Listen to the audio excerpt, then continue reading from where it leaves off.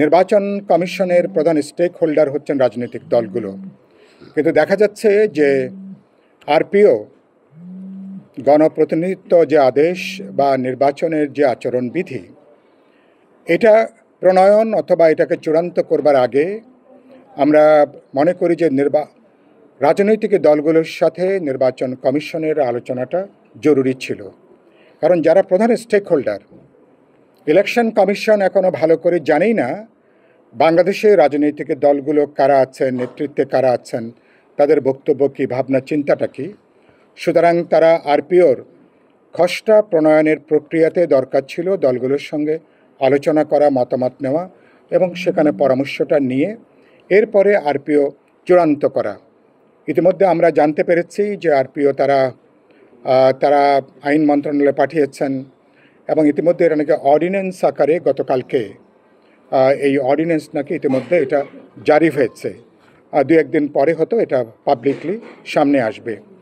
আমরা এটাকে আমাদের তীব্র অসন্তোষ জানাই, আমরা আমাদের ক্ষোভ জানাই এবং আপত্তি আমরা তার কাছে জানিয়েছি। কারণ রাজনৈতিক দলগুলোর সঙ্গে আলাপ আলোচনা না করে আরপিওর বা গণপ্রতিনিধিত্ব আদেশটা চূড়ান্ত করাটা আমরা মনে করি এটা কোনো বিবেচনাসম্মত কোনো কাজ হয়নি।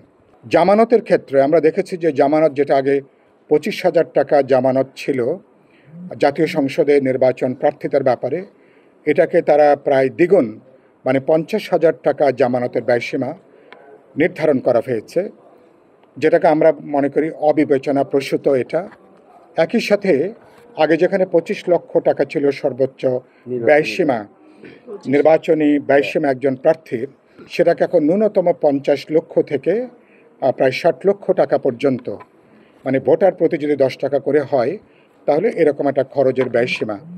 বাংলাদেশের বাস্তবতায় আপনার নিশ্চয়ই আমার সাথে একমত হবেন, গত সংসদে যেখানে প্রায় 70% পার্লামেন্ট মেম্বাররা ছিল ব্যবসায়ী, বিত্তবানরা, ধনী এবং অনেকে কালো টাকার মালিক, এই ধারা যদি বন্ধ করা না যায় এবং নির্বাচনে কালো টাকা, অবৈধ অর্থ, বিত্তবানরা এবং নানা মাফিয়া গোষ্ঠী, নানা দলের ছদ্মাবরণে তারা যদি ঢুকে পড়ে এবং তারা যদি কোনো না কোনোভাবে যদি এভাবে একটা টাকার খেলা যদি নির্বাচনকে পর্যবেসিত করেন, তাহলে আশঙ্কা আছে আগামী জাতীয় সংসদও কিন্তু এক ধরনের বিত্তবান এবং টাকাওয়ালা এবং কালো টাকার মালিকদের কিন্তু ক্লাবে পর্যবেসিত হওয়ার।